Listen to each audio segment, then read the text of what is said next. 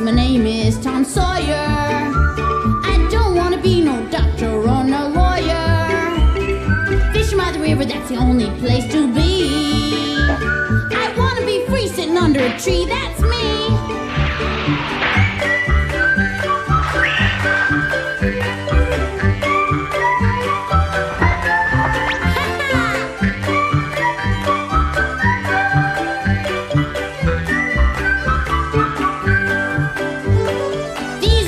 Of Tom Sawyer, me and Unc Finn just playing by the river, chasing that steamboat teacher, let me be. I wanna be free sitting under a tree. That's me!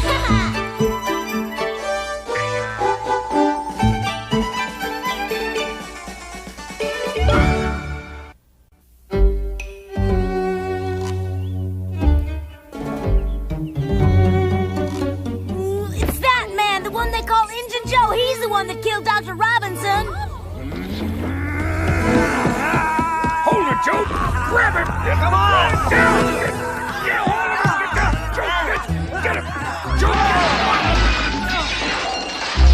Me and Huck would have felt a lot safer if they'd been able to get Joe into jail, him being the dangerous villain he was. But soon after all that ruckus, I got wind of some good news. I hear Sheriff Collins is calling in a famous detective from St. Louis to find Injun Joe. Is that so? Mm-hmm. And I'll bet he'll have that troublesome rascal hogtied in no time. Well, I should hope. If this detective feller's coming all the way from St. Louis, he must be pretty good at the detecting business. Well, I reckon he can't be any too good for me. Just the idea of Injun Joe being on the loose out there gives me the willies. What are you so jumpy about? It was me that went into court and done all the testifying against Injun Joe. Well, sure, I know that, Tom. Maybe you reckon because you didn't say who was with you that night that Injun Joe won't figure out who it was. But he'll figure it out for sure, Tom. Who else you think would go off terry-hooting around in the graveyard with you in the middle of the night for Pete's sakes? And then what do you think? If he gets an appetite for revenge, he'll come looking for me as sure as he'll come looking for you, and I ain't too partial to that notion. I might as well have shared the credit with you. No thanks. I think we ought to try to look on the bright side. We're having an adventure. When's that detective due to arrive, Tom? I believe he'll be showing up today or tomorrow, probably. And then maybe we'll get to watch a professional detective plying his trade to protect our hides. Now, how about that for an adventure? Oh, I'm mighty relieved that you can think of this as another adventure. Speaking for myself, I don't see no attraction at all in it. Not a bit. I'd rather Injun Joe was catched and the whole thing over and done with, sure enough. Mm-hmm. But maybe if we could help catch him. Us catch him? Your granny, Tom, I ain't about to go catch him. I'll be sleeping and minding my own business, and there he is, standing under my house, just staring up at me, scares the livers and giblets out of me, and if that ain't enough, he pulls out his hunting knife. Oh, no, how'd you get away from him? That was easy. I wake up, that's all. Whoa. You didn't tell me it was a dream. I didn't tell you it was a dream because it's more of a nightmare. I ain't had any, least not lately. I had some mighty guilty ones, though, when old Muff was in jail. I hate to say this, but maybe them nightmares is only a part of the price we have to pay for breaking our oath not to tell anyone about the murder. But, Huck, I couldn't lie in the courtroom. That's illegal. I ain't blaming you, Tom. I reckon I'd have done the same thing if the court had called me. It worries me a heap, that's all. I'm not going to worry any more about it. It'll just make me feel bad. Besides, Muff Potter was mighty grateful that I broke our oath, now wasn't he? Yeah, Muff wouldn't be here but for you. Breaking our oath did save his life, come to think of it. Yep, it made me feel awful good to see the relief and gratitude in Muff's eyes. You saved my life, Tom. Me and Huck had a lot riding on this St. Louis detective feller. Our lives were in his hands. And if he can't do anything about catching Injun Joe, our necks wouldn't be worth a plug nickel. Oh, say, Tom, wait up, won't you? Oh, hi. You look mighty preoccupied, young man. Well, Do you have so much on your mind these days you didn't even hear me calling you? yeah. Better watch where you're going, Tom, or somebody's team will run you down, and you know it just wouldn't do for the chief witness in the biggest murder case around here in years to wind up flat on his back under a wagon. I could think of worse things to have happen. I suppose everybody's talking about it at the docks. Yep. All morning long, people have been gabbing about where Joe might have gone off to. Some say he took off to the north. Others are wagering he went west toward Indian Territory. But, of course, nobody knows anything for sure. But everybody agrees that Sheriff Collins did the right thing in sending for that detective. You suppose this detective feller will know what he's doing? I mean, will he be able to bring in Injun Joe, Mary? I'm certain that he is a trained professional and will know just what clues to look for. How do you know? Oh, well, it just makes sense that Sheriff Collins would send for someone who's the proper man for the job, Thomas. Probably. But it is sort of preying on my mind. I'll feel better when he's here. After hearing Huck talk about his nightmares, I was afraid I might start having them again. I couldn't get to sleep, and I was afraid to stir from my bed, even though I had a powerful reason.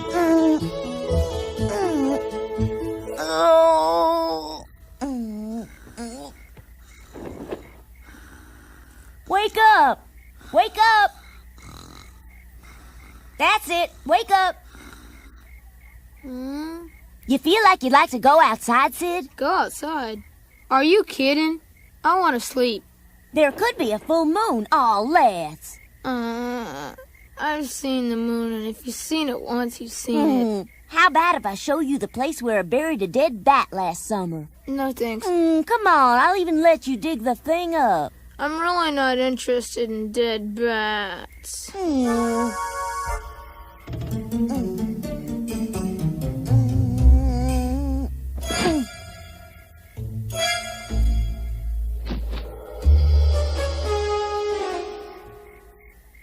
Come on, how about just a short little walk in the moonlight, Brother Sid? No. I don't want to go out there alone. I can't stand it nohow. Gangway!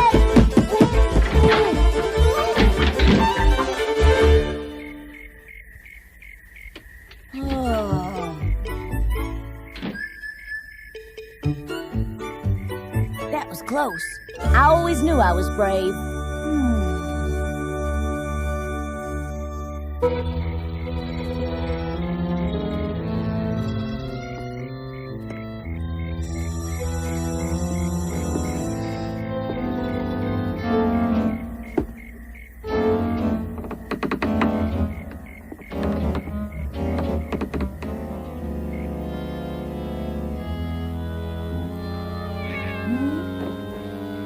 Must be Huck.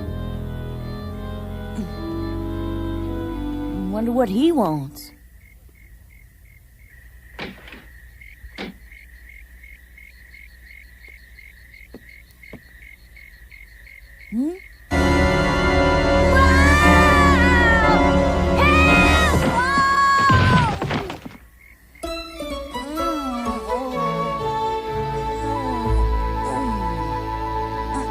Thank heavens it was just a dream. This time. Next day, half of St. Petersburg was down at the landing to catch an eyeful of this famous detective we'd heard so much about. Sheriff, you reckon this detective is really experienced at nabbing criminals? Supposed to be. The agency said he's the best they got, worth every nickel we agreed to pay him. Well, Sheriff, it should be a powerful comfort to you to have somebody in town with a proper background for some serious law enforcement. Stop all engines. Prepare to load the gangplank. Aye, aye, Captain. Stand clear, folks.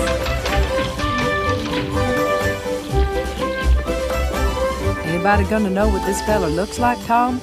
Don't know. The only detective I've ever seen was in a picture book. Think maybe he changed his mind? I sure hope not, 'cause you and me are both dependent on him. Hey, you reckon that's him?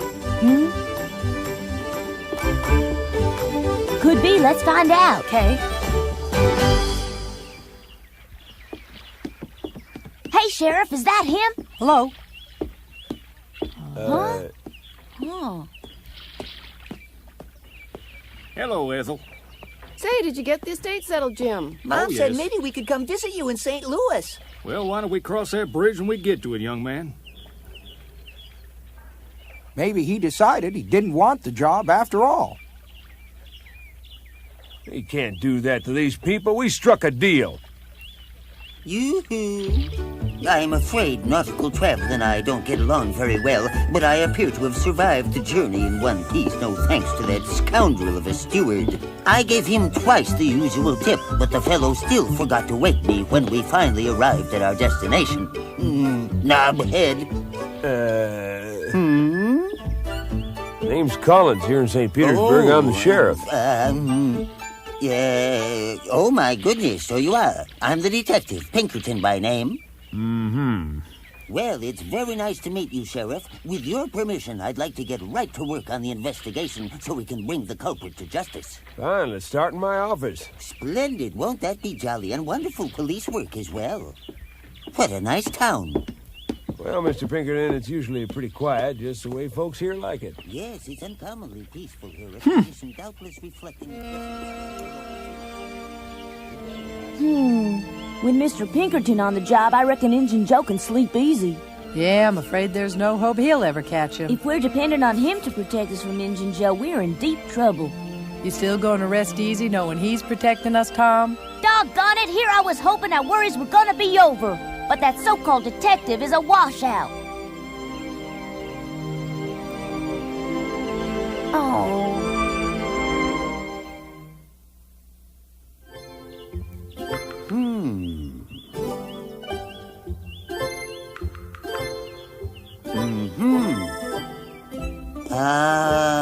This Injun Joe fellow was, poor, had no cash. Right. He never had no money to speak of because nobody in St. Pete wanted to hire such a mean, onerous sort of cuss as Injun Joe. My. Then I suppose he must have needed a little money because he couldn't get employed. Yep, that's right. Oh, dear. What is that horrible odor? As I understand it, Joe stole animals from local farms and brung them back here to cut them up. He purloined stock from nearby ranches, did he? This is a typical example, I suppose. Well, we won't need any bloodhounds anyway. 'Cause he didn't stay here much. Oh? Yep, that's right, sir. Then where did he spend his time? Well, when he wasn't off swiping chickens or scarifying somebody, him and Muff used to polish the bar with their elbows a lot, especially in rainy weather. Frequented the saloon, did he? 'Cause nowadays, Muff don't spend much time down there anymore. The important thing, Deputy, is to leave no stone unturned. Oh, never mind. Better watch yourself on that bottom riser, Mr. Pinkerton. It ain't exactly... In graveyard. My, that's a fascinating account, Thomas. Does that tell it completely? Yes, sir. Well, now, what we need is a statement from his partner, this Potter fellow. But Muff Potter didn't have nothing to do with the murder. He was passed out cold when Injun Joe done it. Yes, so you said. But since they knew each other so well, perhaps Muff knows where he's hiding. Joe wouldn't let Muff in on his plans. He was gonna let Muff hang. Oh? Muff can't help you. But I can't comprehend Muff's willingness to be punished Muff was so confused he didn't know what he was saying. When Injun Joe claimed he saw Muff commit the murder, Muff believed him. And that's how Joe was able to frame him. But I seen Joe do it. In that case, his guilt has been clearly established. I'll make a note. His guilt has been clearly established. Oh, if only I could question the victim. Is Mr. Pinkerton making good progress? Oh, yeah, lots. Just that none of it has anything to do with catching Injun Joe. Now, just what do you mean by that? What sort of progress is he making? He paid a visit out at the old Lyman place to talk to Merle about any stolen animals and got butted by a billy goat. Oh, my, that must have hurt. Then yesterday morning, he managed to get himself stuck in the sluice gate at O'Bannon's and most busted his elbow pulling it out, and that meant taking another nap back at the hotel. Do you suppose he learned anything of value from all that? Well, he learned watch out for billy goats and don't stick your arm in a sluice gate. Come on, Tom, let's sit a spell and enjoy the view. I've got some news, Tom. There's something I want to tell you about. Well, I hope it's good news. I could use some about now, Becky. Well, you see, Tom, when I tell you, you might not think it's so good. Golly, what in the world is it? Huh? It seems I have to go back to St. Louis. You mean you're leaving St. Pete?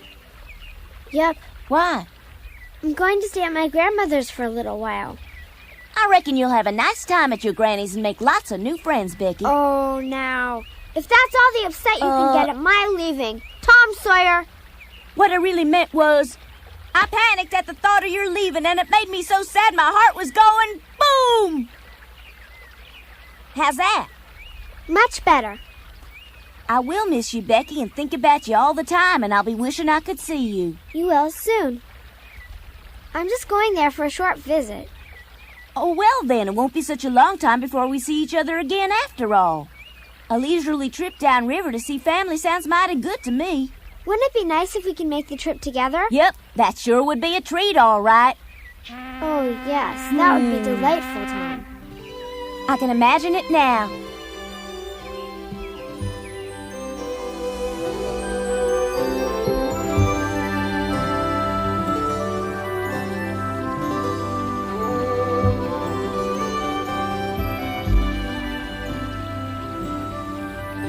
This is better than we ever dreamed it would be, ain't it? Yep, it is. Whoa! Maybe they'd like to travel together, too. Don't worry about them. Remember, this is only a dream, Becky. Of course it is.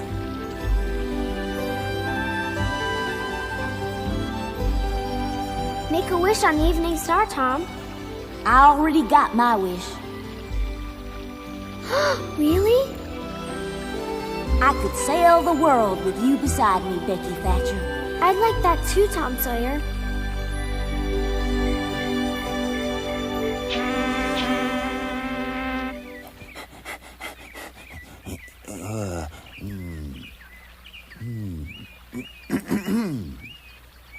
Hi, Mr. Pinkerton. What do you want? I have just arrived at an extremely important deduction. I felt I should inform you forthwith and at the earliest opportunity. Oh, you've made some kind of big discovery? It has to do with the basic character of Injun Joe. And what's that? It was very important. I know I wrote it down in here somewhere. Here, those acquainted with him say he's sullen and given to bursts of violent temper. Well, that ain't exactly a big discovery, Mr. Pinkerton. And while he shows no loyalty himself, he is likely to be vicious toward those who are not unwaveringly loyal to him. Well, of course he ain't loyal. Yes, but what you don't seem to understand is that because of his peculiar attitudes about loyalty, he may conclude you have something against him personally based on your testimony. He may possibly believe that you are in pursuit of him. To protect himself, he in turn must pursue you. Tom, is it possible Injun Joe could come after you because of what you said in court? How should I know what Injun Joe might do? Nobody even knows where he's hid himself these days, much less if he'll come after anybody. But couldn't he? Of course he could, no question of that. Just what are you saying anyway? I'm saying because he hates himself, he hates everybody and has concluded that eliminating you will solve all his problems. You testified against him, so he'll come after you. The only way to catch him is to lure him into a trap, and we have the perfect bait. Meaning you. You want to use me to draw Injun Joe into a trap? That is unequivocally correct, and for that reason, my young friend, I cannot afford to let you out of my sight for a solitary moment. I'm not going to be bait for your old trap. Better he should come when you've got company than when you're by yourself. I thought you believed he's gone by now.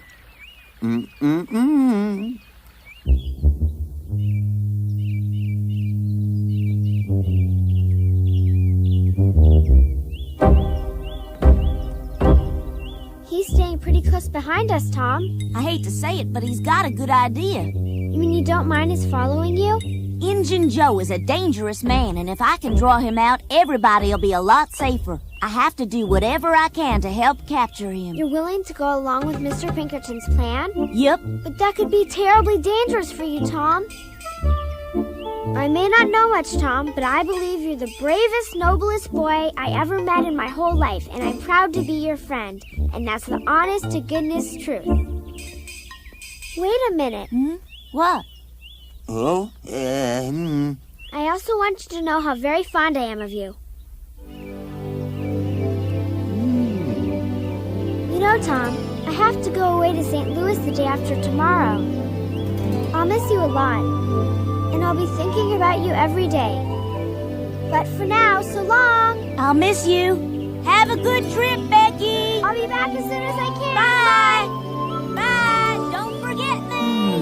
Hurry back, Becky!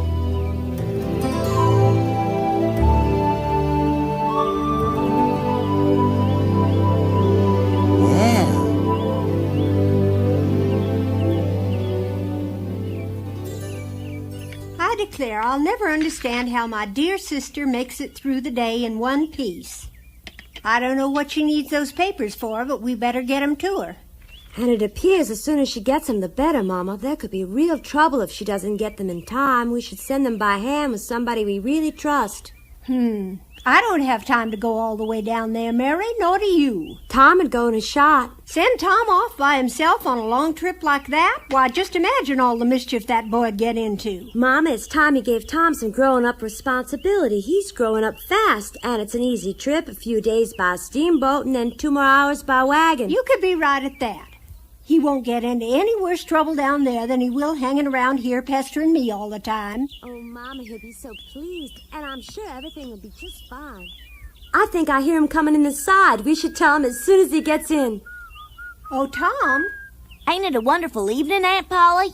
Hold on a minute, young man. I need to talk to you about something. What is it, Aunt Polly? How can I help? Well, this is a pretty serious matter about your Aunt Sally. Come on in so I can tell you about it. Be right there.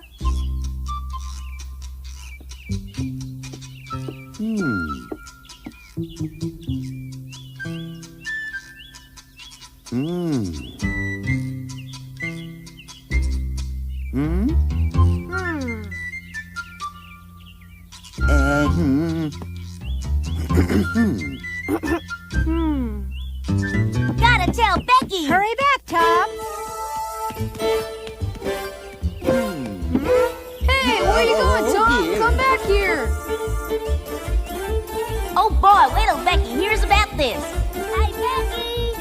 Becky! I don't mean that I was glad that Aunt Sally was having her problems, but I was more than glad to be of some help by delivering those papers she needed. Mr. Pinkerton would have to wait a while to spring his trap on Injun Joe, but I'd be back soon, and if Joe was still around, we'd get him then. Right now, I had happier things on my mind. Becky, are you home? I got some great news for you, Becky. Hey, Becky, where are you? Becky? Hello, Tom. Now what's up? I'm coming too. To my grandmother's? No, I mean I'm gonna go to Arkansas to visit my Aunt Sally.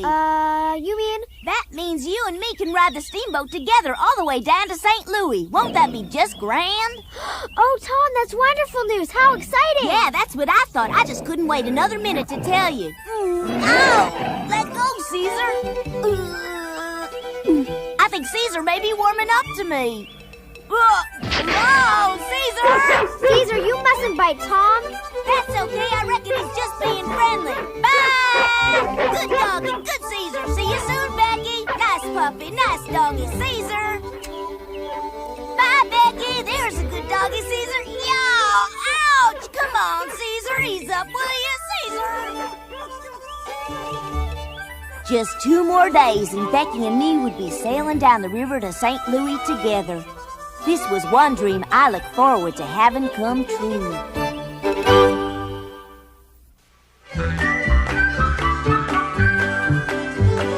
These are the stories of Tom Sawyer. Me and Unc Finn just playing by the river, chasing that steamboat teacher, let me be. I wanna be free sitting under a tree. That's me! Ha ha!